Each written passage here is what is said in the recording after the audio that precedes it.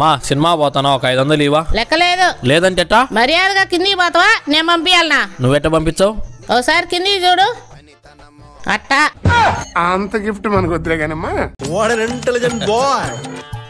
అయ్యి bike showroom ఒక బండి తీసిమా? లెక్కలేదు. లెక్కలేదు లెక్కలేదు ఉన్నదంతా ఎవరికి ఇద్దామని? దాంతోనే పోతాదంటే చెప్పు తీయిస్తా, కానీ ఇక నుంచి ఆస్తికి నీకు సంబంధం లేదు. మా జ్యువెలరీ షాప్ మా రింగో చైన్ తీసుకుందాం, నా పెళ్లికి పనికి వస్తుందా? దాంతోనే పోతాదంటే చెప్పు తీయిస్తా, కానీ ఇక నుంచి ఆస్తికి నీకు సంబంధం ఉండదు.